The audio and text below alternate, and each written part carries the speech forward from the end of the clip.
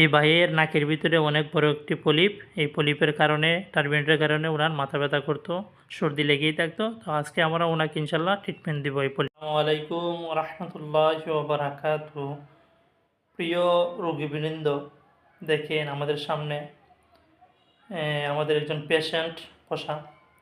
তো আমাদের এই পেশেন্টকে আমরা 3 দিন আগে নাকের পলিপাস মাংস বৃদ্ধির ট্রিটমেন্ট দিয়েছিলাম।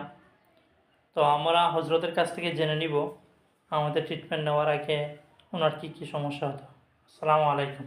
ওয়ালাইকুম সালাম রহমতুল্লাহি ওয়া বারাকাতুহু। জি, কেমন আছেন আপনি ভাই? আলহামদুলিল্লাহ ভাই, এখন মোটামুটি সুস্থ আছি। তো আপনি তো আমাদের কাছ থেকে নাকের মাংস বৃদ্ধির চিকিৎসা নিয়েছিলেন। চিকিৎসা নেওয়ার আগে আপনার কী কী সমস্যা হতো?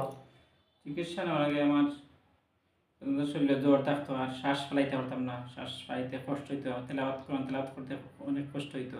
জি, এই চিকিৎসা নেওয়ার পরে, আপনার কাছে চিকিৎসা নেওয়ার পরে মোটামুটি এখন আমি সুস্থ আছি আলহামদুলিল্লাহ। আপনি তো মাত্র এই আজকে 3 দিন হলো। তো ইনশাল্লাহ আমরা তো বলছিলাম 7 দিনের ভিতরে সমাধান হবে। দেখেন 3 দিনের ভিতরেই আমাদের এই হজরতের 3 দিনের ভিতরে উনি পরিপূর্ণ সুস্থ হয়ে গেছেন। তো ইনশাল্লাহ আপনার জন্য শুভকামনা রইল এবং আমাদের জন্য দোয়া করবেন।